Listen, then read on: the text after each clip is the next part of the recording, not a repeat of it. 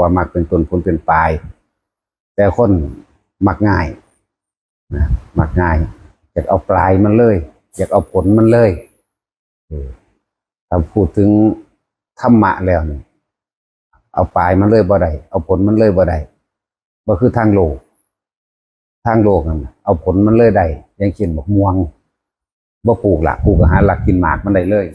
กินหมากสุกก็ได้กินหมากเฮิมก็ได้เนาะหมากฮงจังสี่ก็หาหลักเอาโลดก็ได้แต่ธรรมะแล้วเป็นไปบ่ได้เลยต้องเริ่มจากต้นซะก่อนคือเหตุสร้างเหตุให้ดีสร้างเหตุแบบใดก็ได้ผลแบบนั้นมันบอกว่ามักเป็นต้นผลเป็นปลายบ่ได้คือทางโลกเด้ทางธรรมนั่นแหละทางโลกนะคือคนปลูกหมกม่วงจังสิบ่ปลูกก็ได้แต่กูอยากกินหมากกูไปลักเอาแต่ว่าบ่เป็นของเจ้าของเข้าใจว่าล่ะถ้าอยากเป็นของเจ้าของก็ต้องเพียรพยายามปลูกตั้งแต่เริ่มต้นมันนั่นแหละแต่ว่าโดยความเร่าร้อนโดยความอยากได้แห้งหาก็ลงมือปลูกอยากว่างหมากว่าหมากสุกแบบนั้นงามแบบนี้คุณวางแผนการตลาดแล้วเนาะจากว่าล่ะเข้าใจบ่นี่ความอยากของตนเป็นอุปสรรคของตนความอยากเมื่ออยากแห้งๆเลยกลายเป็นโลภกลายเป็นโกรธกลายเป็นหลงอ่ะนะคนเฮาสิมีความโกรธขึ้นได้ก็เพราะว่ามีความโลภนั่นแหละถ้ามันบ่ได้ดังใจแล้ว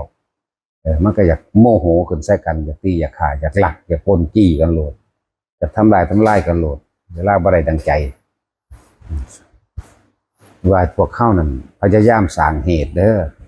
เหตุคืออีหยังเหตุคือลมหายใจนั่นแหละเหตุก็ดีเหตุก็คือสตินั่นแหละสติก็คือความนึกแนะนำกันซุมืออยู่แล้วอันเรื่อง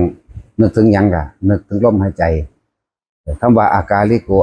กแปลว่าไม่มีการไม่มีเวลาไม่จำกัดการและเวลาเด้ไม่จำกัดการและเวลาหลายๆคนที่ว่าเข้าใจว่าปฏิบัติธรรมต้องเป็นเวลา2 ทุ่ม4 ทุ่ม5 ทุ่มตี 3 ตี 4บ่แม่นแบบนั้น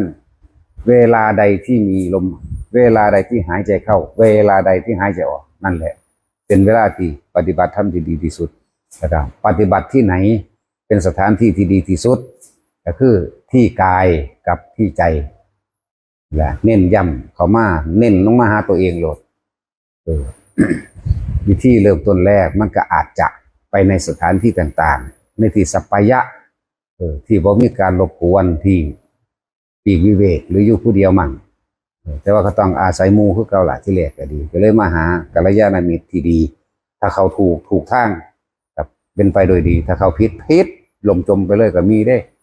นั่นแหละจึงว่าแต่ละคนหาเลือกเอาเด้อเลือกเอาเฉพาะที่เพิ่นสอนมรรคผลนิพพานเท่านั้นโลดมองมันที่สุดมองมันสิจบบ่กลับมาเกิดอีกนั่นแหละเลือกเอาเฉพาะมองจังสั้นแหละมันก็มีหลายมองอยู่ดอกนั่นแหละคนส่วนมากมักเป็นต้นผลเป็นปลายแต่กูอยากเอาผลมันเลยคือบ่ต้องเฮ็ดหยังได้ผลเลยคือหลายๆคนเขามานี่แหละว่าถ้าเว้าขึ้นอยากบรรลุโลดจังแม่นอีหยังเพราะท่านหูจักหยังอยู่เนาะจังสั้นแหละเอาสังเกตคนมันชินมาตั้งแต่ตอนที่ยังเป็นยังบ่ทันได้รู้ธรรมะโดยซ้ำไปตอนที่เวลาคนให้พรกันนั่นให้พรให้ผลมันเลยเด้แม่นบ่ให้ผลมันเลยให้เจ้าร่ำให้เจ้ารวยเด้อโลดฮอดบ่บอกเหตุสร้างเนาะให้เจ้าร่ำให้เจ้ารวยให้เจ้าเป็นเศรษฐีให้เป็นเจ้าเป็นนายมียศถาบรรดาศักดิ์ใหญ่โตเป็นเจ้าคนในคนว่ะแม่นบ่ล่ะจังซี่อีหลีเด้แบบนั้นนี่นคือเฮาชินมาจังสั่นโลดจากเหตุแห่งความรวยมันมาจากไสมันมาแบบไหนมันเป็นแบบไหนบ่ได้บอกเนาะมีแต่ให้ร่ำให้รวยโลดให้อายุมั่นขวัญยืนว่าเด้เนาะบ่เจ็บบ่ไข้บ่ปวดบ่ป่วยน่ะมันเลยฟังธรรมพระพุทธเจ้าบ่เข้าใจมันเลยฟังความจริงที่พระพุทธเจ้าได้รู้มาบ่เข้าใจนั่นแหละเป็นจังซั่นเฮานี่พยายามบอกที่เหตุสร้างเหตุจังใดมันก็ได้จังซั่น นับเป็นต้นผลปลายทุกสิ่งทุกอย่างขึ้นอยู่กับเหตุอะไรเหตุตุภมาปภาวะเยเนี่ยทำทั้งหลายย่อมเกิดจากเหตุคือสิ่งทั้งหลายทั้งปวงย่อมมีเหตุทำให้เกิดเหตุเป็นเช่นไรผลย่อมเป็นเช่นนั้นสัตว์โลกเป็นไปตามกรรมนั่นแหละแม่นบ่ล่ะพวกเจ้าว่าเคยถึกให้พรมาตลอดเด้อันแนวจังสีเนาะให้ร่ำให้รวยเด้อให้สุขภาพแข็งแรงเด้อเนาะสุขภาพแข็งแรงคือว่าบอกเหตุมันอย่าไปกินเหล้าอย่าไปกินยาอย่าไปติดยาบ้ายาอีเด้อจะไปหาสแตกแดกฟินกัญชากระบาไปนั่นตัวแต่อยากอายุยืนบ่เป็นโรคเป็นไข้ก็ดีเนาะแม่นบ่นี่แต่บ่อยากให้ไข้บ่ให้ป่วยโลดมันก็ป่วยคือเก่าแล้วมันไปหากินเนี่ยสั่นอยู่ นั่นแหละบ่บอกเหตุอายุยืนปลอดภัยหรือว่าอยากให้ร่ำให้รวยก็ขยันอยากให้ร่ำให้รวยขยันซื่อสัตย์ประหยัดอดทนอย่าคบคนพาลและอย่าเป็นพาลเสียเองนี่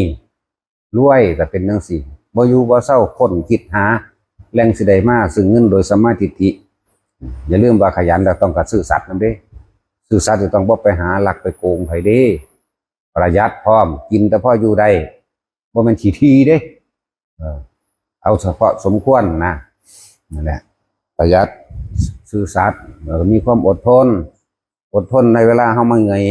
โดยเรื่องส่วนตัวนี่คืออดทนเวลาเมื่อยเฮ็ดงานนั่นนี่นะเรื่องส่วนร่วมคืออดทนจากคำบอกคำว่าคำดูถูกคำกล่าวหานินทาอดทนจังซี่หรือว่าขยันซื่อสัตย์ประหยัดอดทนอย่าคบคนพาลครับส่วนมากคนเฮาทั้งหลายแต่ว่าเป็นนั่นเป็นนี่มากโทษผู้อื่นดิบ่ได้โทษเจ้าของเนาะเป็นน้ำลูกอีนั่นเป็นน้ำลูกมึงหั่นแหละมาส่วนลูกกูสั่นน้ำกันเด้นี่เป็นจังซั่นบ่ได้โทษบ่ได้โทษเจ้าของเองไผก็ดีแต่ตัวผู้เองเป็นก็คือกันเนี่ยตัวผู้เป็นเองเป็นบางนั้นมาส่วนเลยไปว่าดีบ่ได้ว่าเจ้าของเด้เนาะถ้าว่ากินสยางมันสิข้อขาดจะบ่ได้ซ้ำไปหากินเหล้าเมายาเนาะมันสิเฮ็ดจังได๋แต่เฮาอยู่แต่เฮาแหมแบบจังซั่นว่าผู้ใดอยากรวยก็ขยันซื่อสัตย์ประหยัดอดทนอย่าคบคนพาลแล้วก็อย่าเป็นพาลเสียเองคิดเบิ่งโดยรอบคอบโลดนะบ่มีดอกคาถาเฮ็ดให้รวยบ่มีบ่มีเลยคือเขาเช่าทองอันศิวลีจะมาหาเทโรอย่างนั้นเอาทองก็ไปทองจนตายมันก็กินล่มอยู่หั่นล่ะบ่ได้ดอกเรื่องภาษีวลีเพิ่นเอามานำทางเพิ่นให้เป็นตัวอย่างคติที่ดีเพิ่นเป็นหยังคือรวยเพิ่นทานเพิ่นทานมาให้เอาตัวอย่างเด้อบ่ซั่นสิว่าอยากรวยก็ให้ทานอยากสวยให้รักษาศีลว่านะเฮ็ดโทรศัพท์ไว้ซั่นน่ะพอดีปุ้งลิงอยู่หั่นอยู่ไรจักซั่นล่ะบ่มีอ่านหนังสือบ่ออกเลยนั่นแหมกรุณาปิดเสียงโทรศัพท์แหมจังซั่นแล้วหรือบ่เบิ่งหรือบ่สนใจมีความหมายหยังเลยบ่มันสิจมไปทางนี้เลยได้บาทนี่ จะว่ามันสิศูนย์ขึ้นได้นี่นั่นแหละอยากรวยกันขยันซื่อสัตย์ประหยัดอดทนจะโขคนพาลจะเป็นพาลตัวเองทุกสิ่งทุกอย่างมันจะมีเหตุของความร่ำรวยก็คือเหตุแบบนี้เป็นคนขยันมันทางหูสูตรเขาไปศึกษาขอถามนำตัวก็อยู่ในขยันนี่แหละขยันไปศึกษากับเขาพวกเจ้าเฮ็ดจังใดฮะพวกเจ้าเฮ็ดจังใดแบบนั้นแบบนี้เฮ็ดแบบใดสอนค่อยแน่ตัวบ่แม่นเดียวยิงสอนค่อยแน่บอกค่อยแน่เนี่ยพี่น้องสั่นตัวครบนั่นก็คือเหตุแห่งความร่ำรวยก็ดีเหตุแห่งการให้ถึงธรรมบรรลุธรรมใดเมื่อเฮาได้ยินได้ฟังได้ศึกษาดีแล้วจากคำสอนพุทธเจ้าเฮาก็สร้างเหตุอยู่ที่ใดเหตุอยู่ที่สติเพิ่นให้กำกับกับหยังกำกับกับลมนี่ก็อยู่แค่นี้ความสงบแม่นบ่อยากมันก็สงบเองดอกแต่เฮาฮู้จักมันแล้วรู้จักวิธีมันแล้วเพิ่นบ่ได้สอนหยังมากเด้ที่จริงขึ้นอยู่กับเฮาเองเด้ความจริงการสอนแสดงธรรมของพุทธเจ้าบ่ได้สอนมากเด้สอนอานาปานสติเป็นหลักใหญ่ให้รู้กายตนให้รู้ใจตนนึงเด้เว้ามากที่สุดรูปเวทนาสัญญาสังขารวิญญาณเฮามาร่วมให้ว่ากายกับใจนั่นแหละเป็นผู้มีสติรู้อยู่ในกายหายใจเข้าก็รู้ว่านี่หายใจเข้าหายใจออกก็รู้ว่าออกยาวก็รู้ว่ายาวสั้นก็รู้ว่าสั้นเห็นไหมเดินว่าสติกำกับกายคือเฮาอาศัยลมหายใจเข้าออก ภาษาบาลีว่าอานาปานสติอานาปานสติแปลว่าผู้รู้ลมเข้าผู้รู้ลมออกในตนสั้นยาวก็รู้ในตนเมื่อประคองรู้ลมเข้าออกในตนดีแล้วเวทนาก็ย่อมเกิดเวทนานอกจักแล้วว่าช่างมันเฮาก็เปลี่ยนอริยบทตัวเจ็บขาปวดแอวปวดหลังปวดข้อก็เปลี่ยนยืนเดินนอนนั่งเพิ่นก็บอกอยู่แล้วเพิ่นบ่ได้จำกัดว่าต้องหลับตาหรือลืมตาเนี่ยก็พลิกแพลงแปลงไปเอาด้วยตัวเองตัวกายเวทนาวันนี้จากวิธีระงับเวทนาภายนอกอันเป็นธรรมชาติของมันสู่มันบ่ได้เด้เวทนานอกคือเวทนากายนี่แหละนอกนี่เฮาเอิ้นนอกมันได้ซ้ำนี่เอาปวดขาจนก็เปลี่ยนท่าทันตัวแล้วก็สิเข้าสู่เวทนาในมันแล้วมันก็สิค่อยเห็นดอกสุขกับทุกข์หรืออุเบกขามันเป็นแบบไรเนี่ยตัวจิตน่ะคุมอยู่แล้วจิตเวทนากายจิตกายเวทนาอยู่แล้วแล้วก็สิเข้าไปเห็น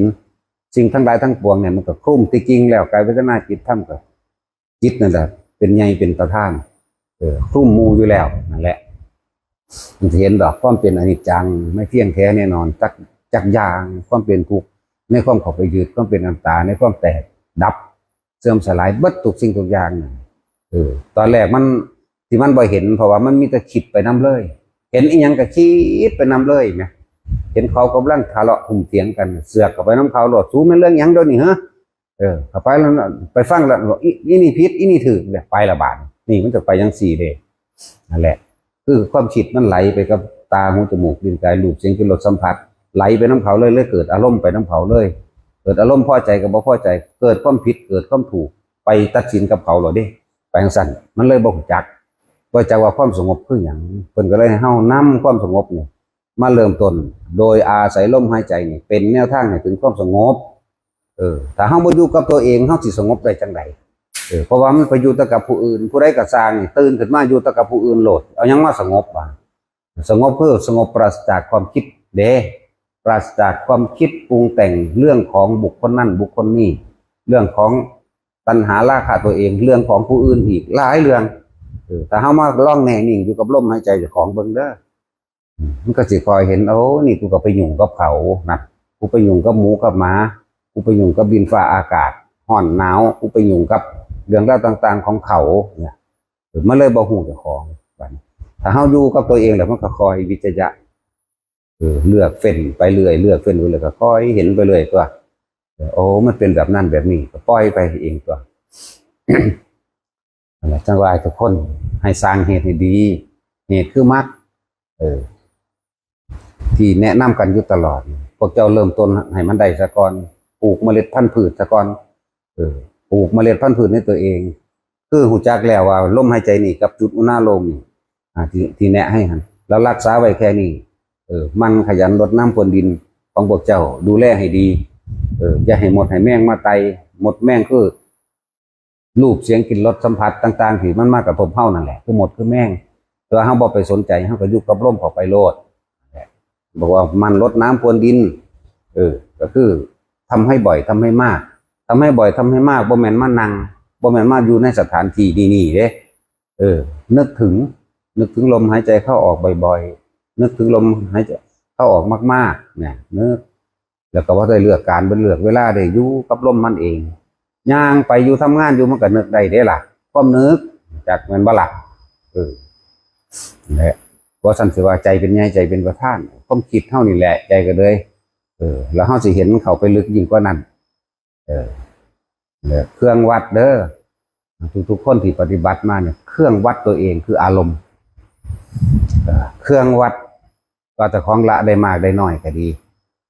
อารมณ์ความรู้สึกในความพอใจและไม่พอใจเอาตัวนี้วัดตัวเองเลยว่าต้องให้ผู้ใดมาวัดเฮาดอกวัดมันก็บ่รู้ดอกมันบ่แม่นความคิดเฮามันเชื่อมต่อกันบ่ได้เข้าใจบ่ล่ะมันบ่แม่นอันแป๊บน้ำมันบ่แม่นสายไฟนั่นแหละตัวเองวัดตัวเองตัวรู้ในตัวเองก็ต้องรู้ตัวเองเบิ่งความรู้สึกของเจ้าของเองตาเห็นหูได้ยินเรื่องราวต่างๆพับนี่เบิ่งโลดไหวไปบ่ความรู้สึกโน้มไปในทางพอใจหรือบ่พอใจบ่นี่เครื่องวัดเด้อเรื่องใดก็ช่างทุกเรื่องเลยที่มันกระทบเข้ามาเนี่ยนี่แหละที่บอกว่าจิตที่ถูกโลกกระทำกระทบแล้วย่อมไม่หวั่นไหวนี่แหละพุทธัสสะโลกธรรมหิจิตตังยัสสนะกัมปติเนี่ยว่าเฮาสิวันไหวไปน้ำเขาบ่ ไปตัดสินผิดไปตัดสินถูกน้ำเขาบ่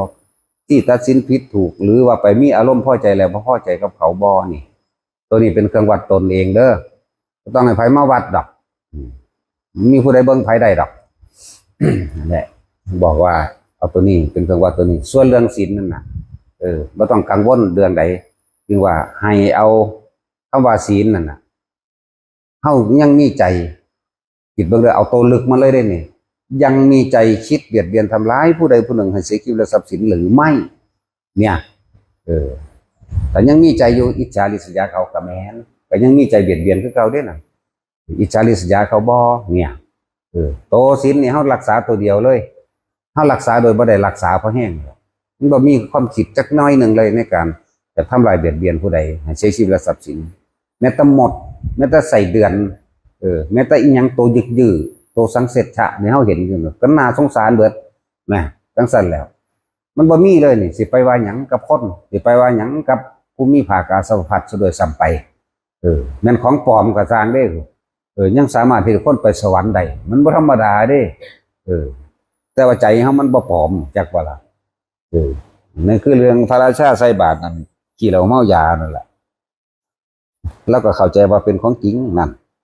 เมื่อเราตายแล้วเรานึกถึงผลทานที่เราใส่บาตรแล้วไปสวรรค์แต่ผู้ไปหูว่าโอ้ยมันบ่แม่นดอกนั่นน่ะ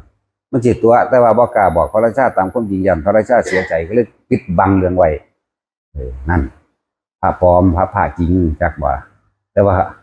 พระราชาใส่บาตรไปบาตรตายนึกถึงผลที่ของท่านไว้นึกถึงตอนท่านไว้ไปสวรรค์เฉย